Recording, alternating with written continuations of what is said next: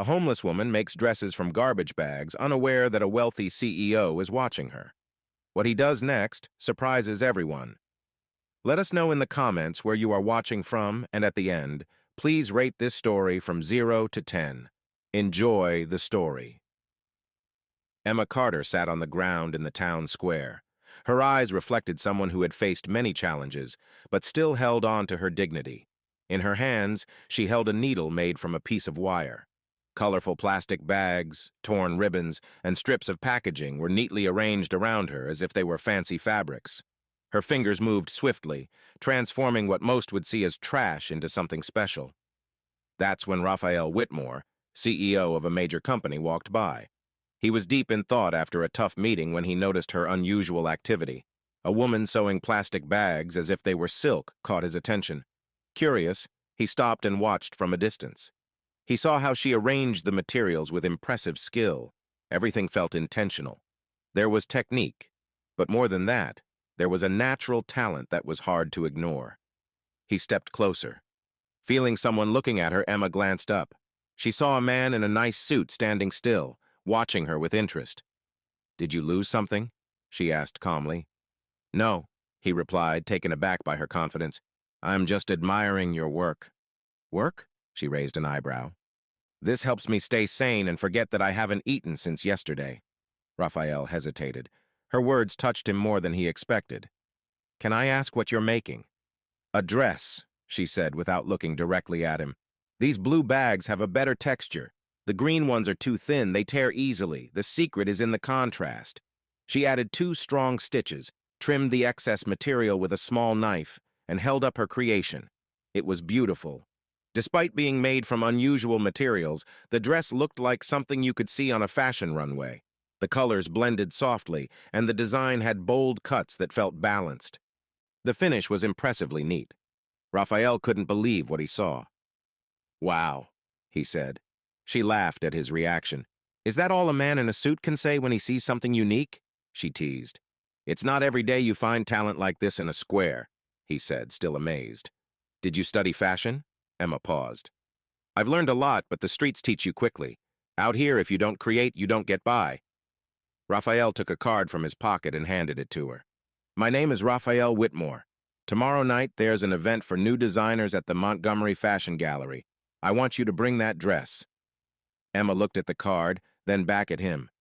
"Let me guess, another rich guy trying to feel good by helping someone in need." Raphael smiled slightly. "No, I'm someone who just saw the most original dress in years. I run a fashion company that really needs fresh ideas." Emma looked at the card as if it were from a different world. She bit her lip, thinking, "If I show up, will they even let me in?" "You'll make sure you get in." She studied his expression. For the first time in a while, she saw someone who didn't feel sorry for her or act afraid, just honest. "I don't have nice clothes, not even decent shoes, and I don't know how to talk to people there." "Just bring the dress. That's what matters." Emma took a deep breath and accepted the card. "Okay, but if this turns out to be a joke, I'm good with a needle." "Noted," he replied with a smile. "See you tomorrow, Emma. See you tomorrow, Mr. Whitmore. Or should I call you the one who finds hidden talent? I preferred calling you a discoverer of unlikely talent." They shared a final look, and without realizing it, destiny started to weave a story that would change everything. Emma carefully put the dress into a recycled bag, sat back on the ground, and stared at the card for a long time. "A talent exhibit, huh?" she said softly. "If only they knew. Talent is the one thing I have never lost." Across the square, Raphael got into his car with a strange feeling inside. It felt like he had found something that no meeting had given him in a long time. Inspiration. The Montgomery Fashion Gallery shone like a beautiful palace in the heart of Manhattan. Golden lights reflected off shiny marble floors as New York's finest walked around with drinks and fancy snacks. Women wore jewelry worth more than most apartments, and men chatted about big deals between sips of expensive drinks. Emma paused at the entrance, holding her recycled bag with the dress inside. Her hair was loosely tied with a rubber band she had found, and her worn shirt and torn pants were very different from the luxury around her. A security guard looked her over. "Ma'am, are you sure you're in the right place?" Emma showed him Raphael's card. Raphael Whitmore invited me. The guard looked unsure, but after checking the guest list, he let her in. As soon as Emma stepped inside, the room fell silent. All eyes turned toward her, and whispers began. "Oh my, what is that smell?" whispered a woman in a fancy dress, covering her nose with a scarf. "Did they invite someone from the street for a charity project?" asked another, adjusting her pearls. Emma took a deep breath and walked toward the exhibition area, ignoring the unkind looks. Every step felt hard, but she kept her head high.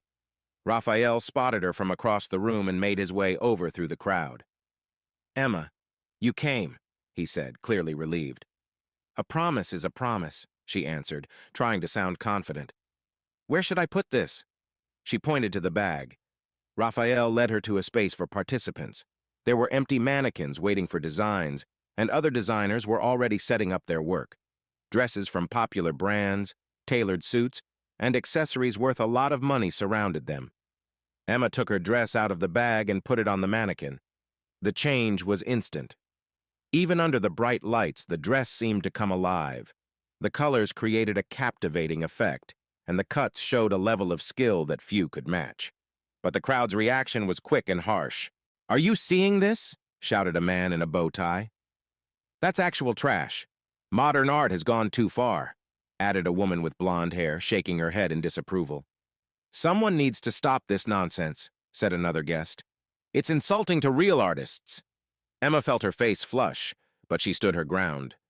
She remained next to her mannequin like a protective guardian as the crowd surrounded her with cruel comments. A young socialite laughed, saying she clearly thought this was fashion. "She probably pulled it out of the trash," her date added. Raphael watched from a distance, fists clenched. He wanted to step in, but he knew it would only make things worse for Emma. He had to believe in her talent. The event host, a well-dressed man with silver hair, stepped onto the stage. "Ladies and gentlemen, we are ready to start the official judging. Each piece will be judged on skill, creativity, and appearance." There were 5 judges. Raphael, the editor of Fashion Elite magazine, a well-known designer, an art critic, and a collector. One by one, the designs were shown. Classic dresses got polite applause. Bold pieces led to comments about the technique. When it was Emma's turn, the room grew silent. The editor wrinkled her nose. "This is unique, but using trash for fashion isn't quite right." The designer shook his head.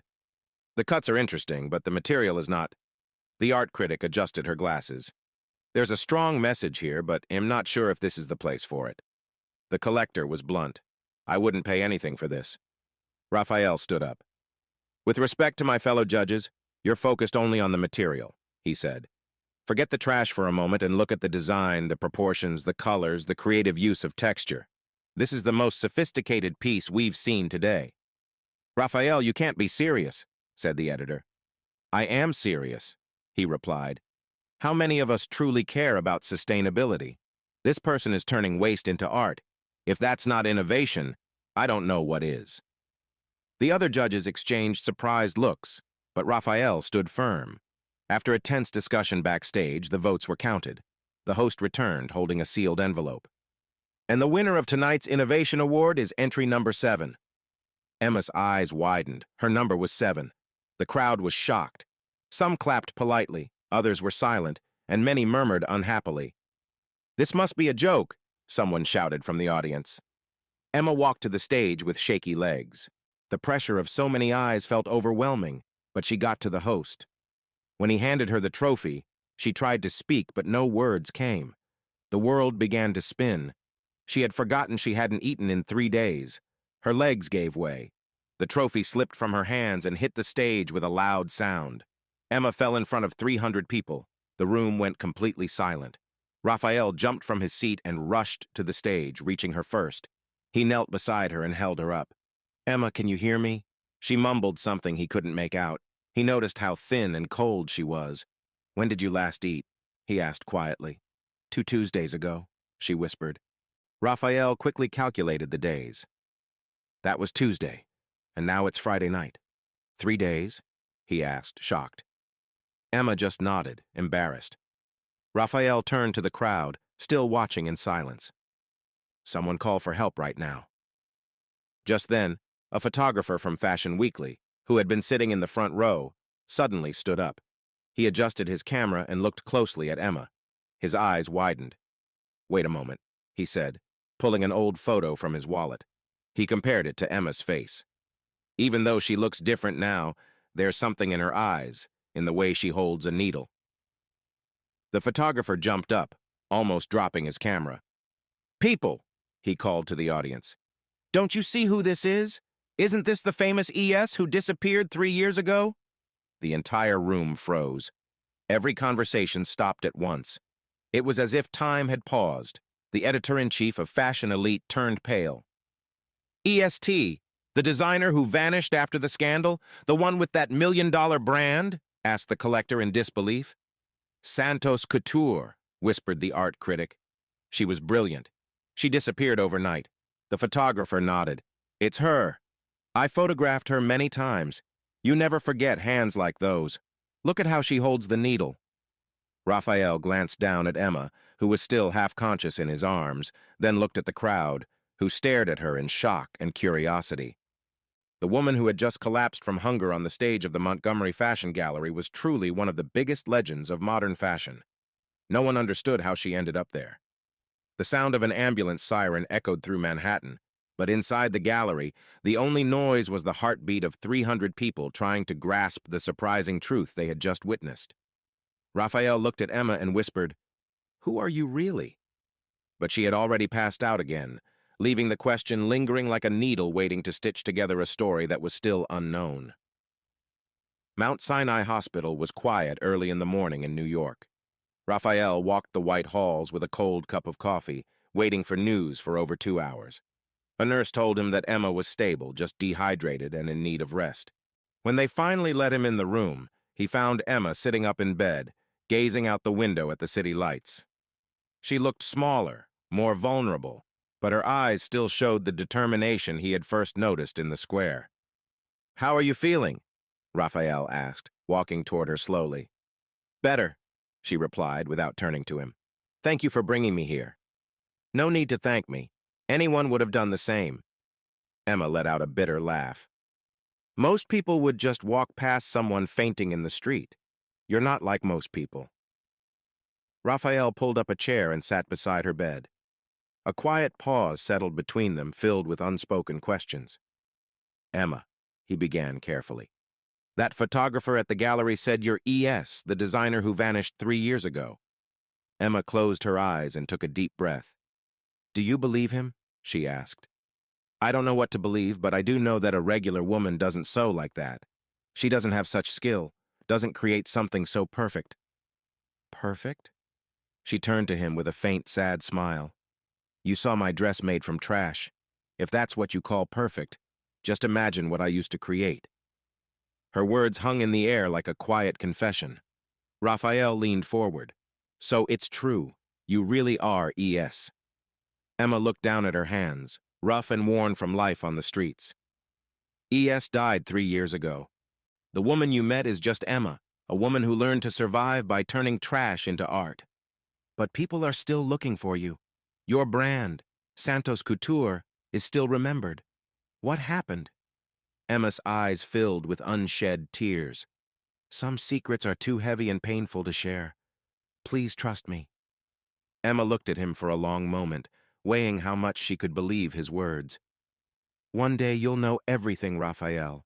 But right now, I don't want to talk about it. It hurts too much to remember who I was before I lost everything." Raphael respected her need for silence, but his curiosity only continued to grow. There were many sides to this woman he was just starting to understand. "Can I ask you something different?"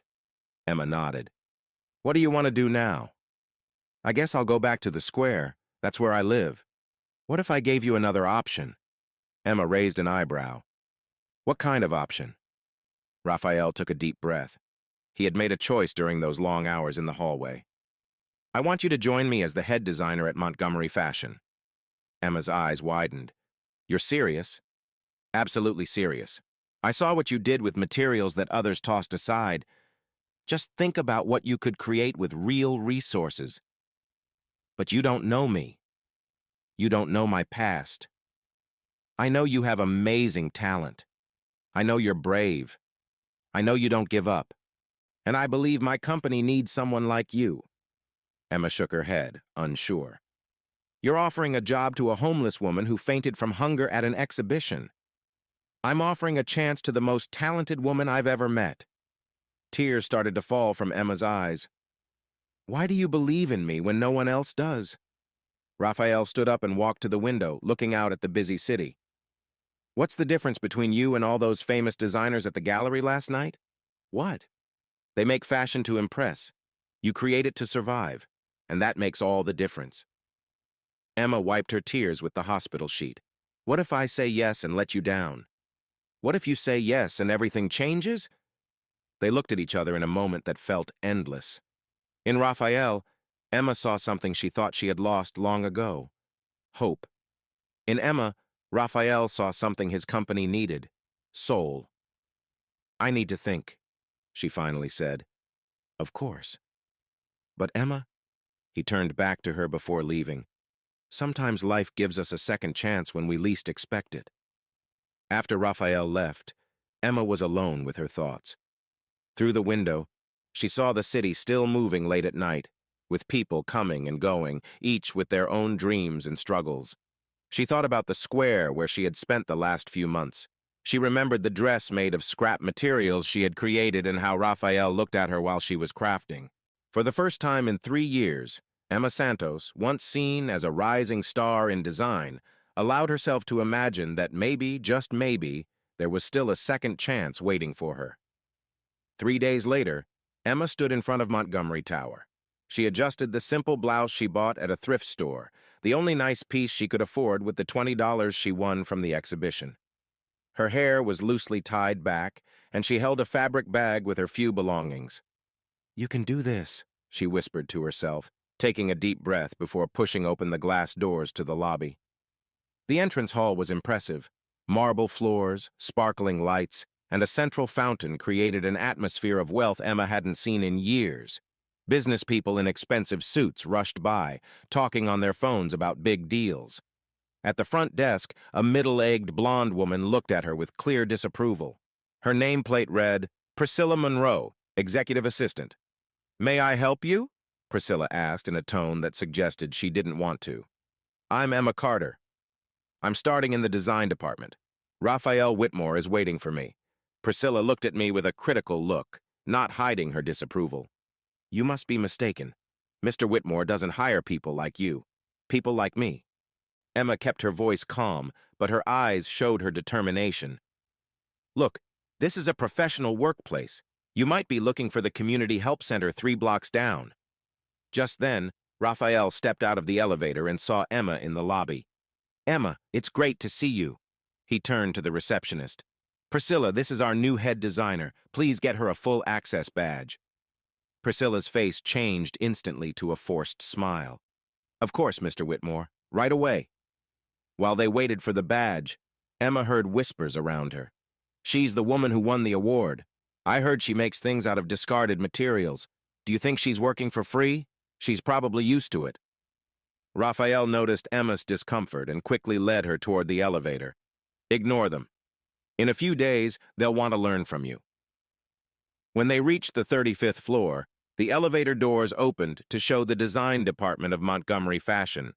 It was a spacious, modern area filled with work areas, high-end computers, professional cutting tables, and mannequins scattered around.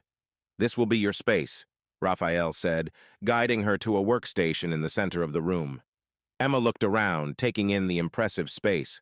Everything seemed so clean, organized, and costly. "Where are the restrooms?" she asked, feeling a little shy.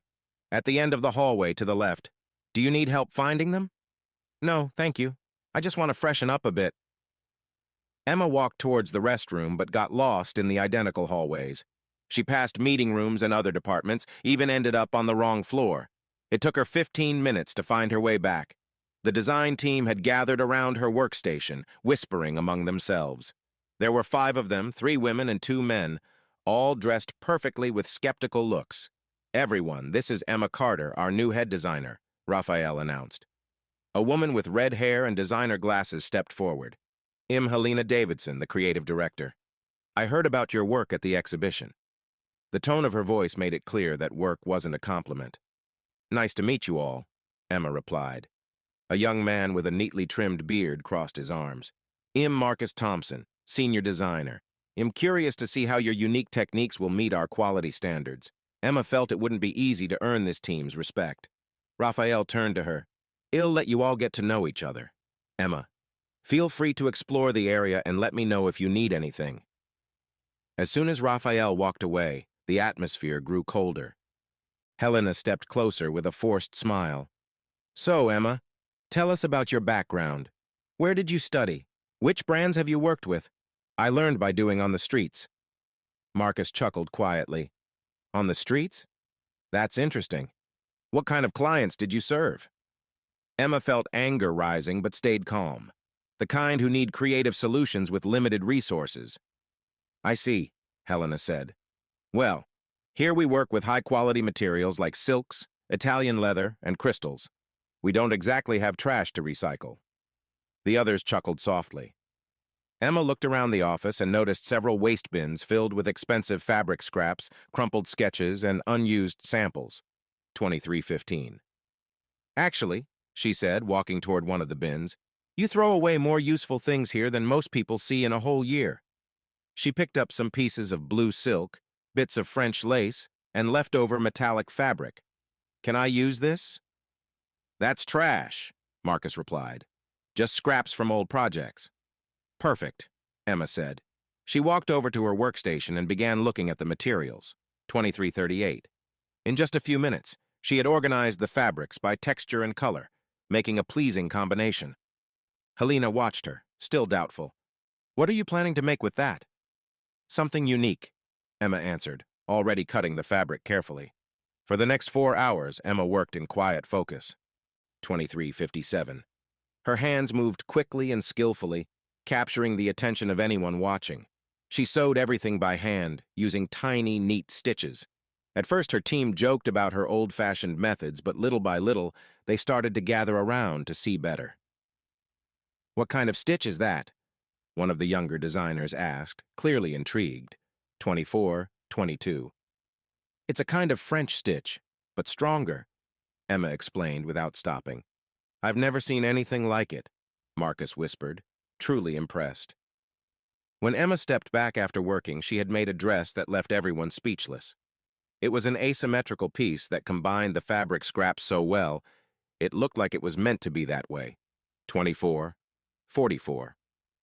The metallic parts caught the light in beautiful ways, and the lace added a lovely touch. Impossible, Helena murmured. How did you make this in 4 hours? Did living on the streets for 5 years teach you not to waste anything? Emma replied simply. Just then, Raphael walked back into the department to check on Emma. 2505. When he saw the dress, he stopped at the door and stared for a few seconds. Emma, he said, moving toward her slowly, this is amazing. It's just a test, she said humbly. A test? You accomplished more in 1 day than they've done in a month, Raphael said, glancing at the team, who were still quiet. Helena tried to speak up. Raphael, it's just an experimental piece. 2530. Helena, this is the most creative piece I've seen from this department in years, Raphael interrupted, and it was made from leftovers. Emma felt her cheeks turn red from the compliment. Now I need to show you our computer system, Raphael said. Come with me. He took her to a fancy computer. 2548.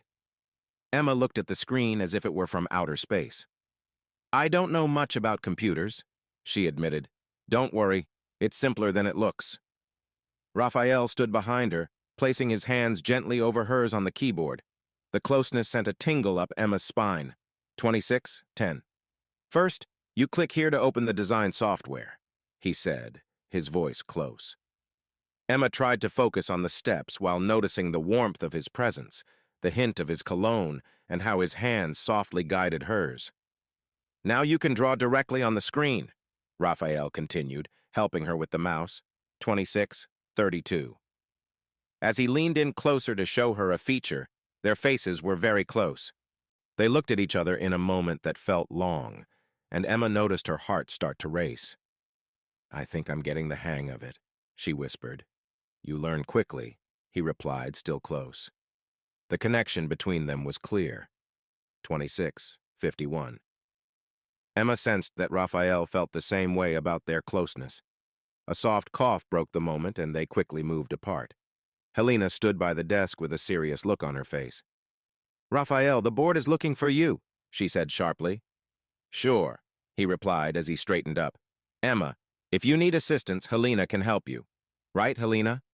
"Of course," Helena smiled, but it didn't seem genuine. After Raphael left, Emma was left alone with the team, and the mood had changed. The dress she designed was a clear sign of her skill, and her recent moment with the boss had caught attention. Emma gazed out the window from the 35th floor, seeing the city spread out below. After 3 years, she felt something she had almost forgotten: hope, and a feeling she couldn't quite name. It brought warmth to her heart when she thought about Raphael's eyes so close to hers. On the rooftop of a tall building in the Upper East Side, Veronica Blackwell sipped champagne and noticed a news story on the screen. It showed Emma receiving an award at the Montgomery Fashion Gallery with the headline, "Mysterious Designer Impresses New York Elite with Sustainable Fashion." Veronica nearly dropped her glass. "No way," she whispered, turning up the volume. The reporter said, "The winner, known only as Emma Carter, created a buzz with a dress made from recycled materials. Some people believe she might be the famous E.S., who disappeared 3 years ago." Veronica felt a wave of anger. There was Emma Santos, her old friend and partner, the woman whose life Veronica had worked hard to ruin, now back in the spotlight. She strode to her desk and quickly called Marcus. "Marcus, this is Veronica Blackwell. I need you to write an urgent article. Yes, about Emma Santos. She's come back." Over the next few days, Veronica reached out to every influential journalist, editor, and blogger she knew. "Emma Santos is a fugitive," she said sweetly, but with a sharp edge. "She is hiding under a fake name. Just look at her situation. She's living on the streets. Clearly, she's struggling." Within 2 days, the first headlines appeared online. "Fugitive designer poses as homeless in NYC. Real ES or a fake? The truth about the woman who deceived the elite. Sources say Emma Santos is facing serious mental challenges." At Montgomery Tower, Raphael was in his office when his secretary Priscilla came in looking uneasy. "Mr. Whitmore, we have a situation. Clients are canceling their orders." "Cancel? Why?" he asked. "They're saying it's because of the new hire, Emma Carter. They claim she's a criminal," Priscilla replied, handing him a tablet with several articles open. "It's all over the gossip sites. They say she's Emma Santos, who vanished 3 years ago after a scandal." Raphael felt shocked and angry as he read the articles. "Where is Emma now?" he asked. "In the design department," Priscilla answered. Raphael went down to the 35th floor with purpose. He found Emma quietly working, unaware of the trouble brewing around her. The design team whispered and stole glances at her. "Emma, I need to talk to you in private," he said, his face tense. "Is something wrong?" she asked, looking concerned. He led her to his office and shut the door. "Emma, I need the whole truth, right now." She carefully sat down in front of him. "About what?" she asked. Raphael opened the tablet and showed her the articles. "About this, about who you really are, about what happened 3 years ago." Emma gazed at the news headlines, her face growing pale. Her hand began to shake a little. "I knew this day would come," she said softly. "Is it true? Are you really Emma Santos?" Emma took a deep breath and nodded. "Yes, that's me. And the allegations about money problems? Did you leave to escape the law?" Tears started to fill Emma's eyes. "Raphael, do you really want to hear the whole truth? Because once I share it, there's no going back." "I need to know." Emma stood up and looked out at the city below. 3 years ago, I was Emma Santos, also known as ES in the fashion world. I was 25 years old, and my brand, Santos Couture, was worth $50 million. People saw me as the best designer of my generation. She paused, as if the memories were painful. I was married to James Mitchell, a businessman, or at least I thought he was successful. She took a breath. My best friend and business partner was Veronica Blackwell. We had been friends since college, and I trusted her more than anyone. Raphael listened quietly, hearing the hurt in her voice. Veronica managed the finances while I focused on the creative side. I signed papers without reading them because I had complete trust in her. That was my mistake. What happened? Veronica had been taking money from the company for over a year. She forged my signature, opened fake bank accounts in my name, and when an audit was coming, she blamed me for money problems. Emma sat back down, tears now flowing. She had papers that looked like I was moving money to hidden accounts. She even put false evidence on my computer. So when the police came, it seemed like I was guilty. And your husband? Emma let out a bitter laugh. James left me the second the scandal broke. He said he couldn't risk his reputation by being linked to someone like me. Later, I found out he had been seeing Veronica for months. Raphael felt anger bubbling inside him. The media ruined me. Every day there was a new headline calling me a fraud and a liar. My clients left and suppliers canceled contracts. Within 2 weeks, Santos Couture was gone. Emma's voice broke. And the lawyers I hired took my savings and didn't really help. When my money disappeared, they left too. I was all alone. No job, no business, no friends, and no family to support me. Emma wiped her tears away. Veronica took everything, the company, the clients, even my apartment, claiming I bought it with stolen money. She renamed it Blackwell Empire, and now it's a well-respected brand in New York. And you ended up without a home? Not right away. I first tried to start over in other cities, but my reputation followed me. No one wanted to hire me, not even for basic jobs. The name Emma Santos became a sign of dishonesty in the fashion world. She paused, struggling to breathe. Eventually, I ran out of money. I couldn't pay rent, and I couldn't find work. Things got worse from there, and you know the rest. Raphael stood and knelt beside her chair. Emma, I'm so sorry for everything you've faced. The worst part, she continued, is that Veronica was right about one thing. I became unstable. I often questioned my own mind. Had I really done all that? Was I the bad person everyone said I was? You're not a bad person. You're the strongest person I know.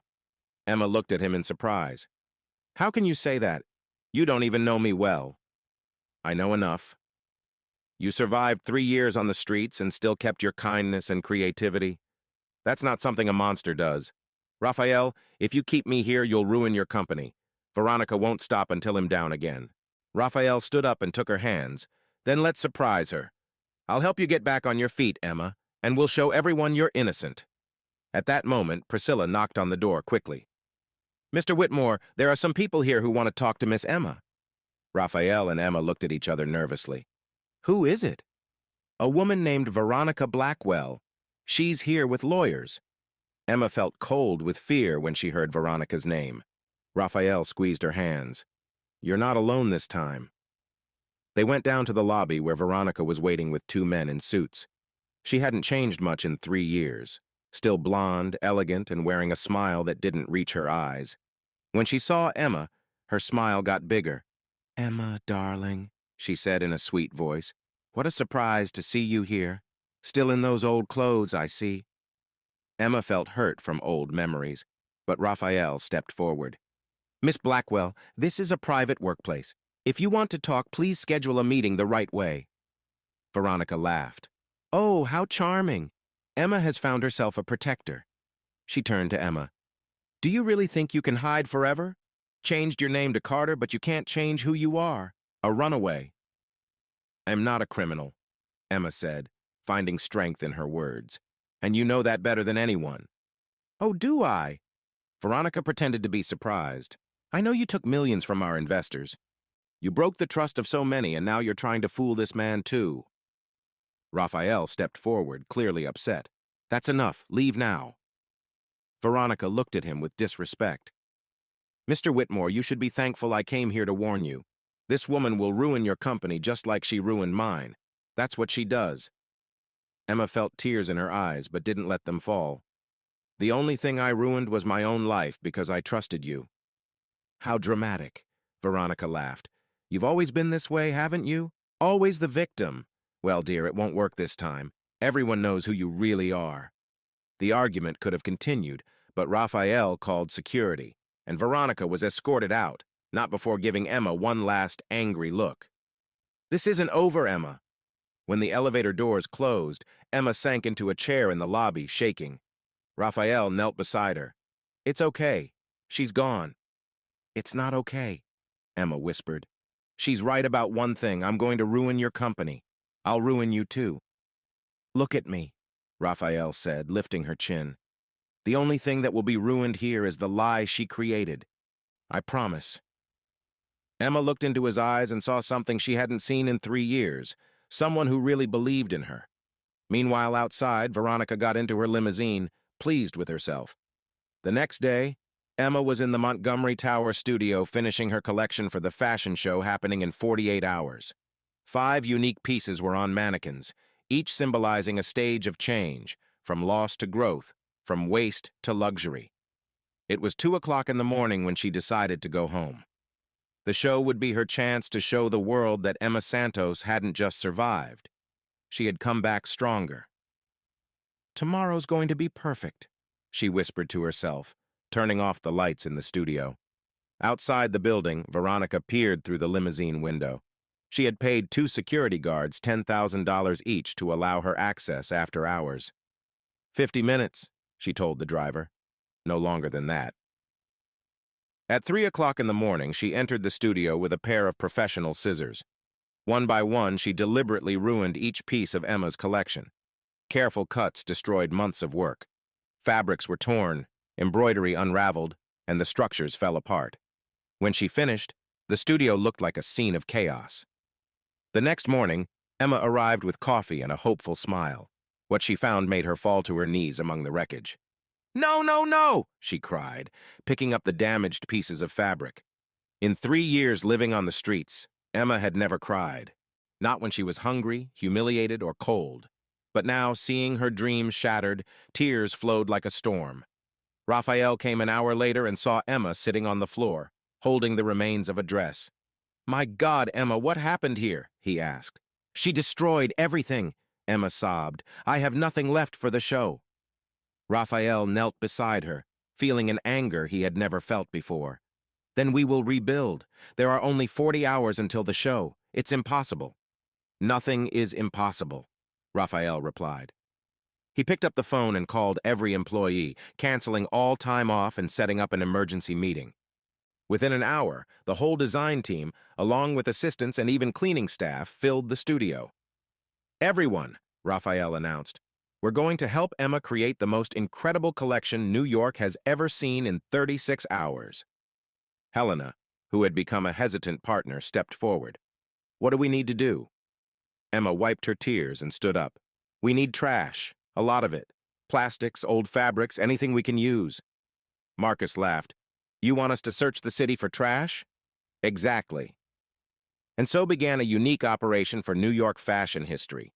Teams fanned out across Manhattan, looking for recyclable materials in dumpsters, recycling centers, and asking fabric stores for donations. Emma worked for 30 straight hours, taking breaks only to drink water and eat sandwiches brought by the team. Her hands raced across the sewing machine, creating wonders from what others considered waste. Colored plastic bags became flowing designs, old newspapers transformed into stunning forms, melted plastic bottles created textures no one had seen before. On the day of the show, Lincoln Center was packed with the world of fashion. Critics, buyers, celebrities, all curious to see if the legend of ES was true or just a rumor. Veronica sat in the front row, sure that Emma would have nothing to present. The lights dimmed and the music started. The first model appeared wearing a dress made entirely of blue plastic bags that flowed like water. The audience fell silent.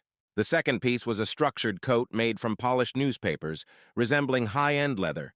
The third model walked out in an evening gown made from clear plastic bottles, reflecting light beautifully.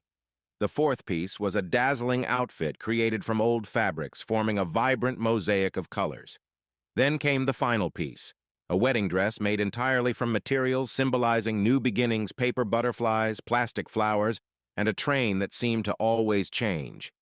When Emma appeared at the end of the show, the silence turned into a standing ovation that lasted 5 minutes. Critics stood up, and camera flashes lit up the room. "A fashion revolution!"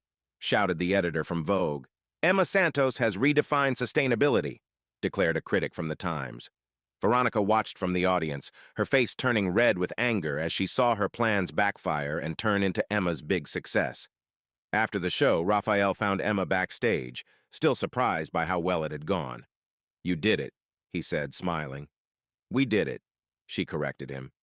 "Would you like to have dinner with me to celebrate?" Emma paused for a moment, then smiled. "I'd love to." They went to a cozy Italian restaurant in Soho, away from the busy Fashion Week scene. Their conversation flowed easily with laughter and stories, as if they were old friends. "Thank you," Emma said when they finished dessert, "for believing in me when no one else did." "Thank you for reminding me why I love fashion," Raphael replied. When he brought her to the small apartment the company had rented for her, they paused at the door and looked at each other. "Emma," Raphael began, stepping closer. Emma whispered, "Raphael," moving a bit closer too. Their faces were very close. Emma could feel his breath and see the deep feeling in his eyes. The moment was filled with the growing connection between them. They leaned closer, but Emma stepped back slightly. "Maybe we should take it slow," she said, her voice shaky. Raphael nodded, understanding. "You're right. Good night, Emma." "Good night, Raphael." She entered the apartment with her heart racing, realizing something between them had changed forever. Outside, Raphael smiled to himself for a moment. Meanwhile, in her penthouse, Veronica was angrily breaking glasses against the wall, planning her next move. The battle was far from over, but for the first time in 3 years, Emma Santos went to sleep with a smile, believing that good things can come from hard times, and maybe, just maybe, she could find love again. 3 days after her big success, Emma was setting up her new studio when she heard familiar voices coming from Raphael's office. Curious, she walked to the half-open door and saw an elegant woman with brown hair talking excitedly with him. "Rafa, I'm so proud of you," the woman said. "Your collection is amazing. You made the right choice." Emma froze. She knew that face and voice all too well impossible to forget. 5 years ago, Emma had rushed into the street to push a distracted woman out of the way of an oncoming car, saving her life. The woman had thanked her, but Emma had left quickly without saying her name. That woman was Margaret Whitmore, Raphael's sister. Emma's heart sank as everything clicked into place. Raphael hadn't helped her just because of her talent. He had known who she was from their very first meeting. He knew she had saved Margaret. With shaky legs, Emma knocked on the door. "Raphael, can I talk to you?" "Of course," he said, opening the door with a smile. "Emma, this is my sister Margaret. Margaret, this is Emma Santos, the amazing designer I've told you about." Margaret smiled warmly. "It's nice to officially meet you, Emma. Rafa can't stop talking about you." Emma forced a smile, but her eyes remained focused on Raphael. "I need to talk to you in private." Margaret noticed the tension. "I'll leave you two to talk. It was nice to meet you, Emma." Once they were alone, Emma crossed her arms. "How long have you known?" "Known what?" Raphael looked genuinely confused. "That I saved your sister 5 years ago. That's why you helped me, right? Out of gratitude." Raphael's eyes widened. "Emma, what are you talking about? Don't pretend you don't know. Margaret is the woman I saved from an accident 5 years ago. You recognized me in the park and decided to help me back." Raphael shook his head firmly. "Emma, I swear I didn't know. Margaret never told me who saved her. She just mentioned that a brave woman risked everything to help her." "You expect me to believe that?" Raphael stepped closer. "Emma, look at me. If I had known you saved my sister, do you think I would have let you struggle for 3 years? I would have moved mountains to find you." Emma looked at his face, looking for signs of a lie. "So why did you help me?" Raphael took her hands. "Because the moment I saw you in the park creating art, I saw something special, and every day since I've admired the strong, talented, and resilient woman you've become. Raphael, I've fallen for you, Emma. Not the woman who saved my sister, not the legendary ES, but you. The woman who turns trash into beauty, who never gives up, who has the kindest heart." Tears began to form in Emma's eyes. "Are you sure?" Absolutely. He leaned in and gently touched her face. May I kiss you? Emma nodded, and they shared a soft, emotional kiss. In that moment, all doubts and fears vanished. Would you like to walk with me? Raphael asked when they parted. They walked to Central Park, talking and laughing like a couple in love. When a light rain started, instead of seeking cover, they paused and stood in the rain. Emma, Raphael said, pulling her closer. I love you. I love you too, she whispered. And there, under the gentle New York rain, they kissed again. This time, without rush or doubt, just two hearts that had found home in each other. The next day, Raphael was in his office when the private detective he hired knocked on the door. Mr. Whitmore, I have important news about Veronica Blackwell. Raphael straightened in his chair. Did you find something? The detective opened a folder full of papers. I found enough evidence to charge Veronica with fraud and forgery. She illegally forged Emma Santos's signatures and made fake bank accounts. Raphael reviewed the documents, feeling a mix of relief and anger. Is this enough to clear Emma's name? More than enough. Veronica Blackwell is the real criminal. Emma Santos is completely innocent. Raphael smiled for the first time in days. Prepare everything to present to the authorities, detective. Yes, sir. Excellent work. After the detective left, Raphael called Emma. He finally had the proof to clear her name and allow her to rebuild her life. The truth was finally coming out. Madison Square Garden had been transformed into a sustainable fashion venue. Flags from 50 countries hung from the ceiling while a crowd of designers, investors, and fashion critics gathered for the Green Fashion Global Competition, the world's top event in eco-friendly fashion. Emma nervously adjusted her recycled blazer as she watched the final competitors. She had made it this far after beating over 1,000 candidates worldwide. Now only 5 designers were left competing for the $10 million prize. Ladies and gentlemen, the host announced, each finalist will have 6 hours to create a revolutionary piece using only sustainable materials provided. The winner will be chosen based on innovation, environmental impact, and market potential.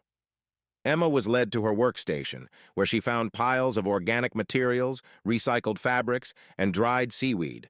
Her eyes lit up. For weeks, she had quietly experimented with biomaterials from seaweed, trying to create a fabric that was both soft and completely biodegradable. Perfect, she whispered, holding up the seaweed.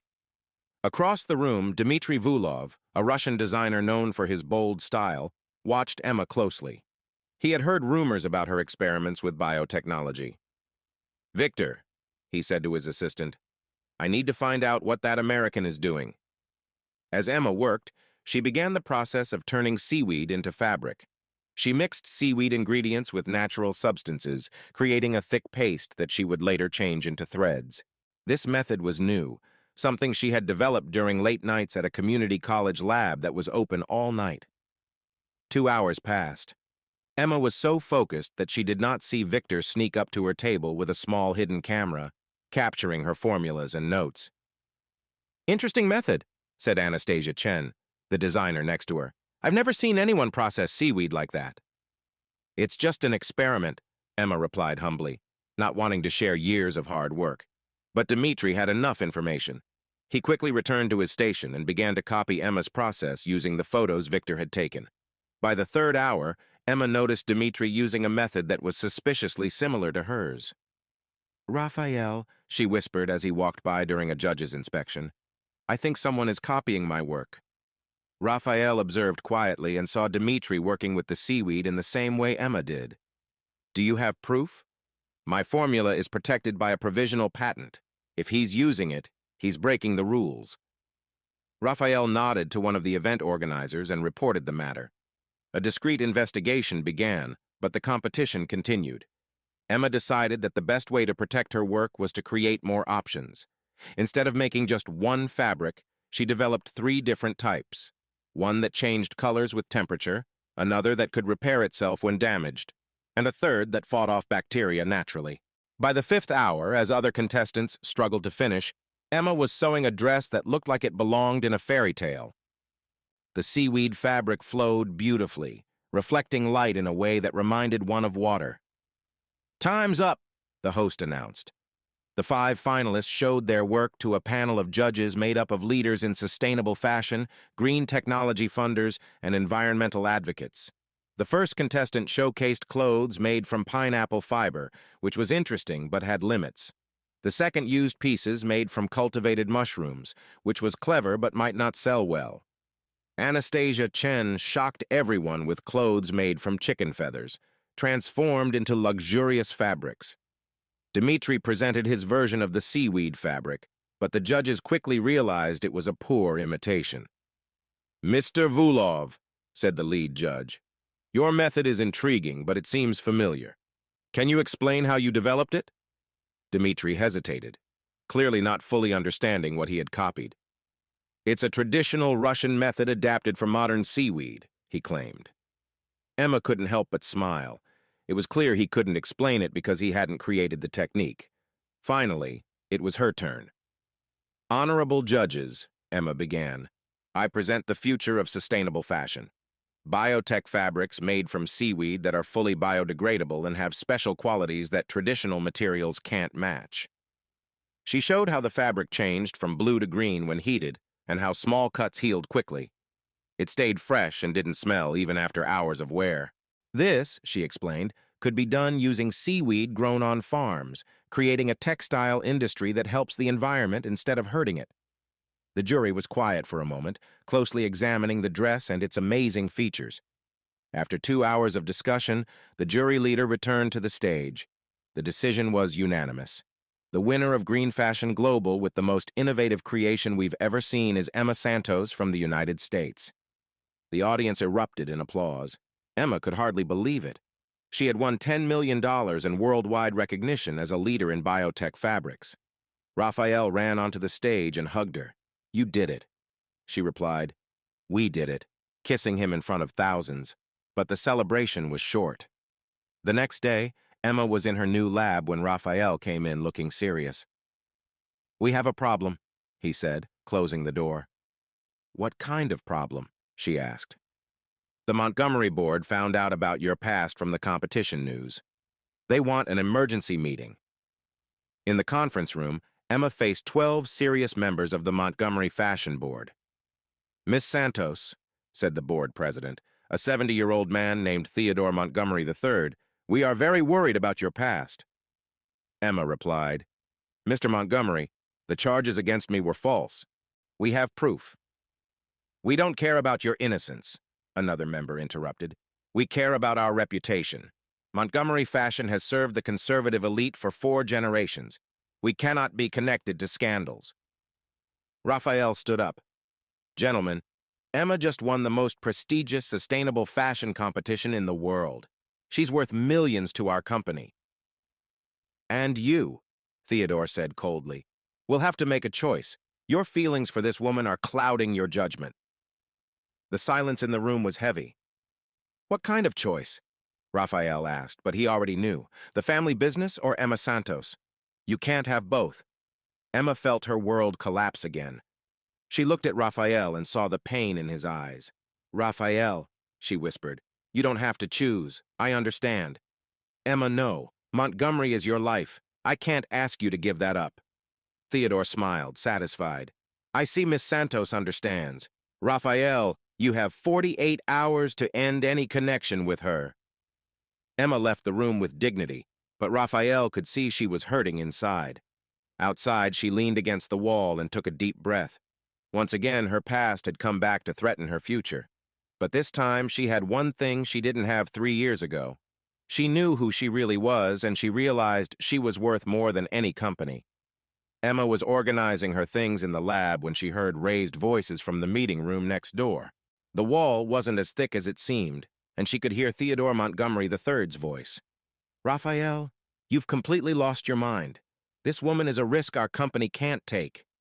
"She won us $10 million yesterday," Raphael replied, clearly frustrated. "And how much will we lose when our traditional clients find out we hired someone with a past?" Another member shot back. Emma leaned against the wall, trying to listen better. "The Vanderbilt family has already canceled 3 orders," Theodore continued. "The Rothschilds are reconsidering our partnership. You want to destroy 4 generations of tradition over something personal?" It's not just a passing moment, Raphael shouted. Emma is skilled, honest, and exactly what our company needs to move forward. Theodore's voice dropped to a low, serious tone. So you prefer her over family? That's what is happening, Raphael. It's either her or you. Emma felt a chill go down her spine. Raphael had family to think about. She shouldn't have brought him into her problems.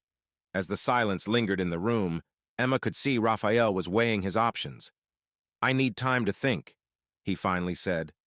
Emma stepped back, feeling crushed. Time to think meant he was really considering the company over her. She rushed down the hall, hoping to get to the elevator unseen, but bumped into Theodore, who was leaving the meeting with a pleased expression. Ah, Miss Santos, he said with a smug grin. You just saved me a call. Mr. Montgomery, Emma tried to move past him. Not so fast, he blocked her way. I want you to understand something. People like you don't fit into our world. You can win all the awards you want, but you will always be seen as lesser. Emma stopped and looked him in the eye.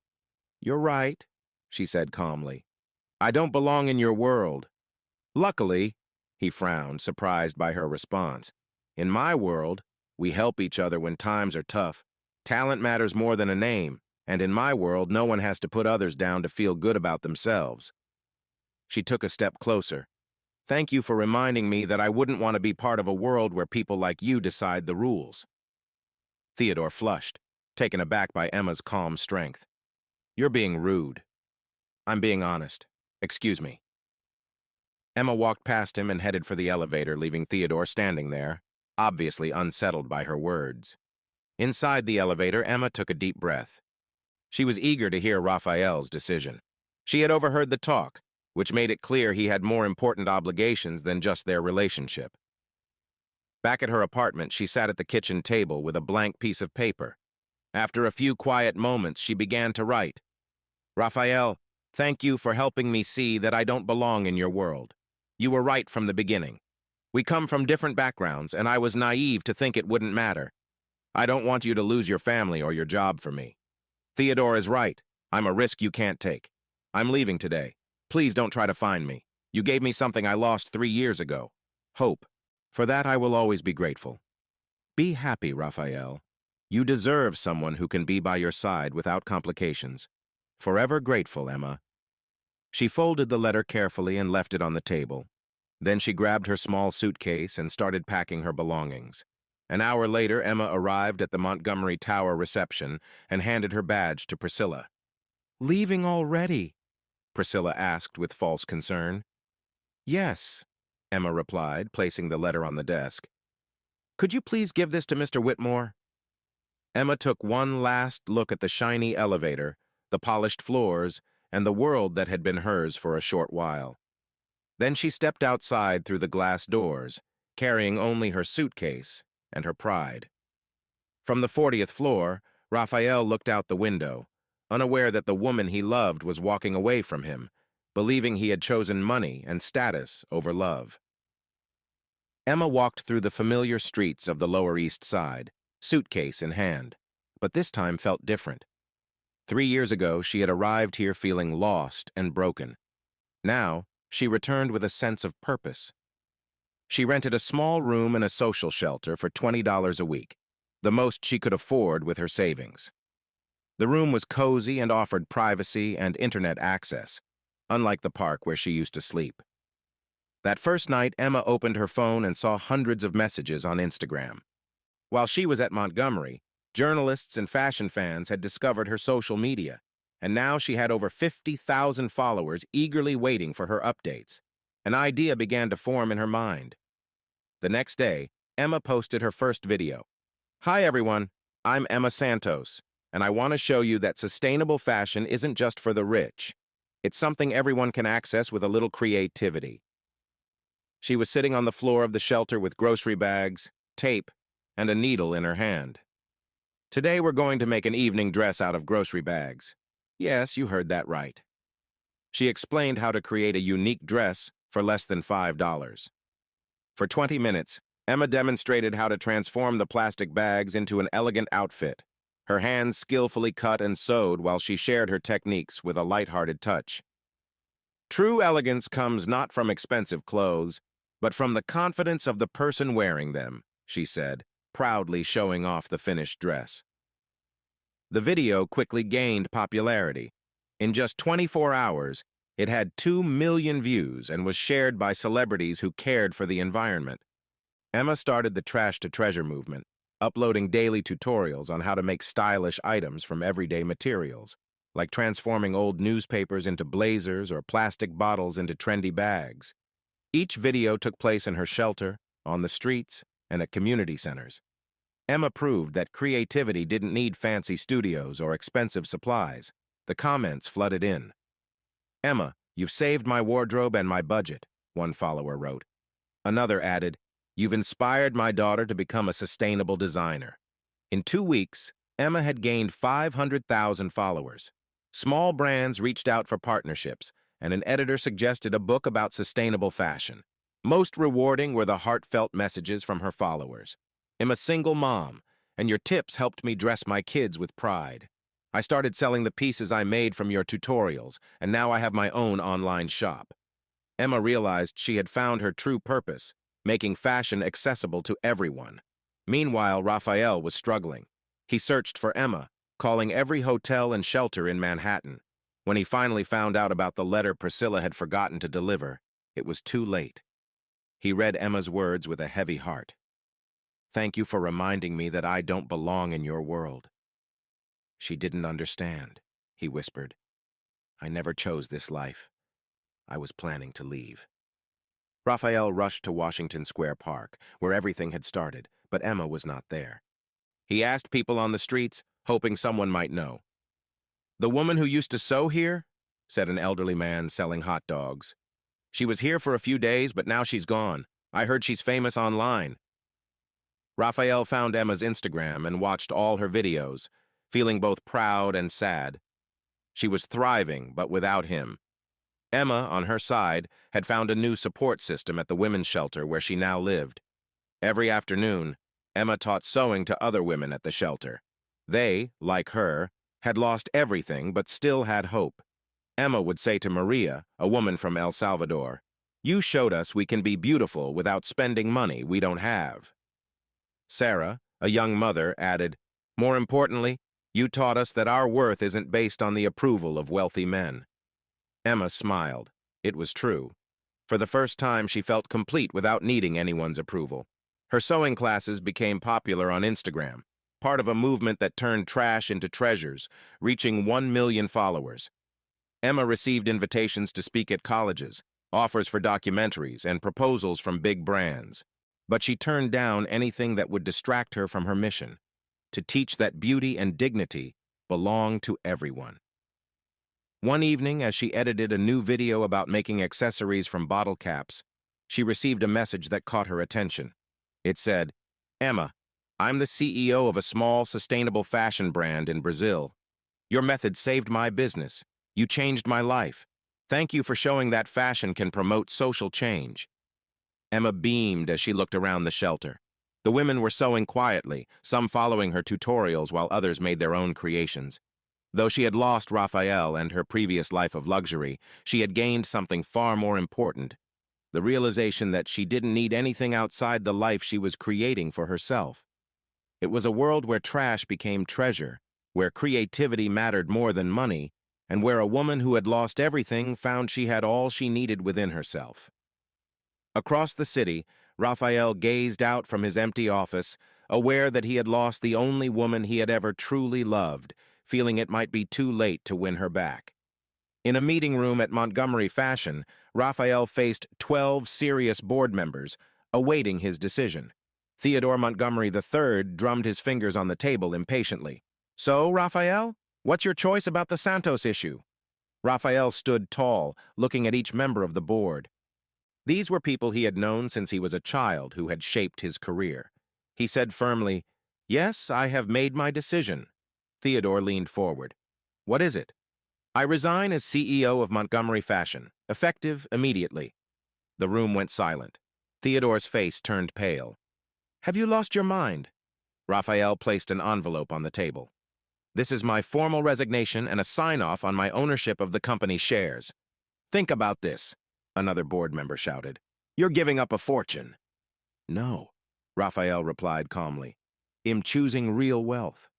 He walked toward the exit. I would rather be poor with Emma than rich without her. Theodore stood up quickly. If you walk out that door, you won't come back. The family won't forgive you. Raphael paused, but then turned back. Then it's not really a family. A true family supports love. He left, closing the door behind him for good. For the next 2 weeks, Raphael searched for Emma. He went to every shelter, community center, and charity in Manhattan. Finally, a social worker from the Lower East Side gave him a tip. The woman who teaches sewing is at the Hope Children's Center today. She teaches children every Wednesday afternoon. Raphael reached the center, hearing laughter from children upstairs. He quietly walked up the stairs and stopped at the slightly open door. Emma sat on the floor with 12 children, aged 6 to 12. Each child had a plastic needle and colorful pieces of fabric. Now we're going to do the stitch I taught you last week, Emma said patiently. Remember? Forward down. Pull. A girl with curly hair said, Miss Emma, mine looks uneven. There's no such thing as uneven sewing, Sophia. It's all about being unique. Each stitch you make is special, just like you. Raphael smiled without meaning to. Emma's passion and kindness were clear, even in the community center. A shy boy named Miguel asked, Why do you teach this for free? I saw you on TV. Emma took a moment to think. You know, Miguel, sharing what you can do is wonderful. When I teach you, you learn. But I learn too. I see beauty everywhere, and everyone should feel special. Even us? Sophia asked. Even without a family? Emma hugged her tightly. Especially you, because you are brave, strong, and have kind hearts. Now you'll also know how to create beautiful things yourself. Raphael felt tears in his eyes, seeing Emma change the lives of children that others had forgotten. When class ended and the kids went for snacks, Raphael entered the room. Emma looked up, surprised. Raphael, how did you find me? I searched all over New York, he replied, moving closer. Emma, I need to tell you something. If you came to talk me into going back to Montgomery, I already left, Emma said, her eyes wide. What? He knelt beside her. I quit everything, the company, the money, all of it. Raphael, no, she exclaimed. Your family, your life. My life is you, he interrupted. I was trying to protect both you and Montgomery, but I realized I was being foolish. Tears started to flow down Emma's cheeks. But what about Margaret and your future? She understands. She told me she would rather have a happy brother than a rich and unhappy one. My future doesn't make sense without you in it. Forgive me for realizing too late that you are the one I always wanted. Not the designer, not the award winner, just you, Emma said, tears in her eyes. I love you, Raphael continued. I want to build something new with you, something that is ours. What kind of something? She asked, curious. A truly sustainable fashion brand for people like those kids, for people like you 3 years ago. Affordable and beautiful fashion. Emma looked at him intently. Are you sure? It will be hard work, and we may not have much money at first. I'm absolutely sure. They kissed on the classroom floor, surrounded by the children's colorful drawings, marking the start of a love that had conquered challenges. In the following weeks, Raphael and Emma created Eolux, a brand that focused on sustainable methods and accessible design. They worked long hours in a small studio in Brooklyn, funded by Raphael's last savings and Emma's online projects. Their teamwork showed. Raphael managed the business side while Emma created, and they were always sharing ideas, laughing, and supporting each other. Do you miss your old life? Emma asked one night as they worked late. The only thing I wish is that I had met you sooner, Raphael said, giving her a gentle kiss on the forehead. But their quiet moment would soon be broken. One morning, as they enjoyed coffee in the studio, they received an unexpected call. It was Emma Santos, speaking in a voice that Raphael recognized with dislike. Veronica, I heard you and your ex-boyfriend are pretending to be business partners. How charming. What do you want? I want to challenge you to a fashion showdown at the next New York Fashion Week. It's Blackwell Empire against. What do you call it? Eolux. She laughed mockingly. Raphael took the phone. Veronica, What kind of challenge? A simultaneous fashion show. Same night, opposite stages at Lincoln Center. Let's see who the true queen of fashion is. The winner takes everything. Contracts, clients, and respect in the industry. The loser? The loser will vanish from the fashion world forever. Emma and Raphael exchanged worried glances. It was a risky move. Eolux had only been around for 2 months, while Veronica's business was well established.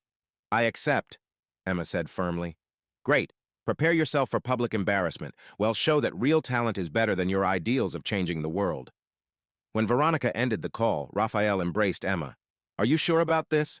He asked. I am. It's time to show everyone that true love and real talent can overcome greed and deception. They had 6 weeks to create the most important collection of their lives. Lincoln Center had never witnessed something like this before. 2 parallel stages filled the space and separated the audience during Fashion Week. On one side, the bright and shiny colors of Blackwell Empire.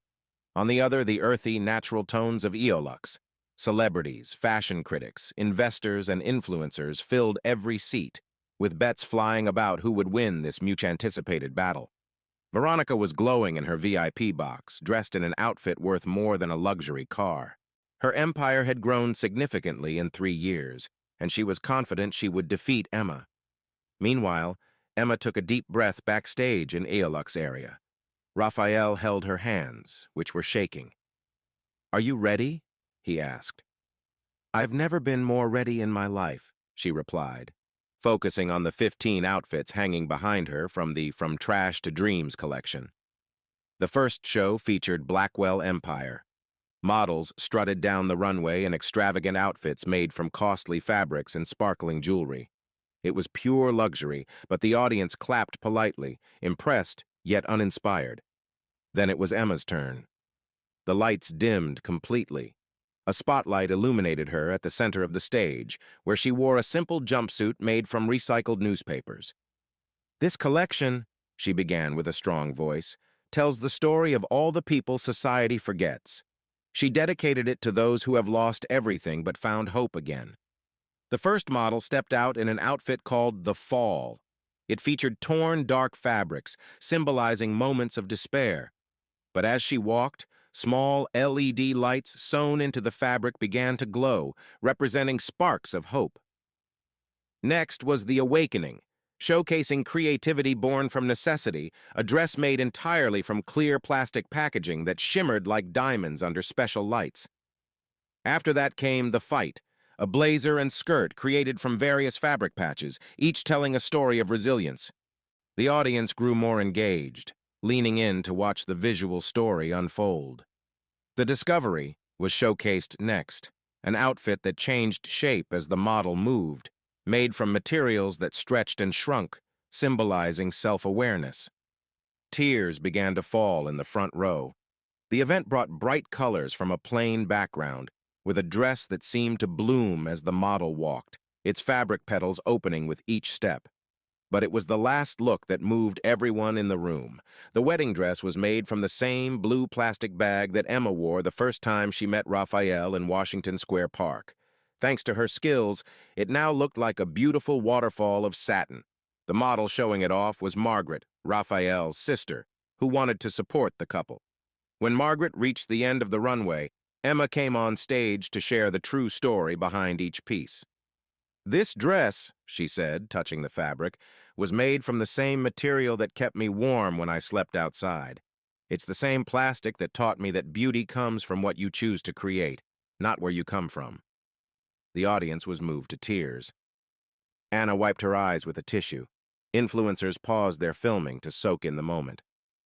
Fashion isn't about money, Emma continued. It's about change. It's about showing that everyone deserves to feel beautiful, valued, and loved.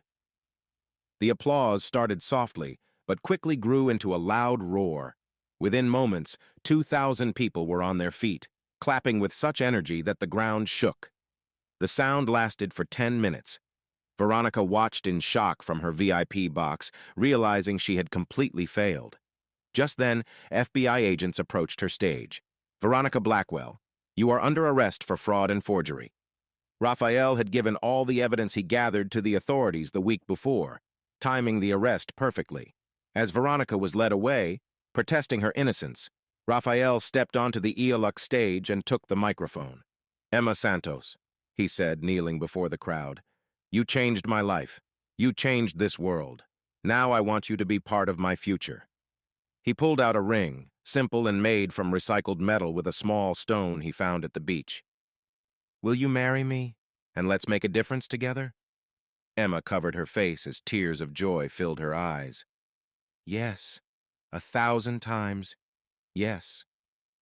Their kiss was captured by dozens of cameras and became one of the most talked-about moments in fashion. 2 years later, Central Park was filled with wildflowers and eco-friendly materials for New York's most awaited wedding. Emma walked down a grassy aisle wearing a dress made entirely from recycled materials, gifted by her millions of followers. Eolux had grown into a billion-dollar business but maintained its values. Every sale funded social projects, and Emma continued to teach sewing in underprivileged communities. Now 6 months pregnant, she was in her new studio working with a group of teenagers from a local shelter. A 16-year-old girl asked, "Is it true you used to be homeless?" Emma smiled, gently touching her belly. "Yes, it's true, Carolina. But you know what I learned? It doesn't matter where you are today. What matters is where you decide to go tomorrow."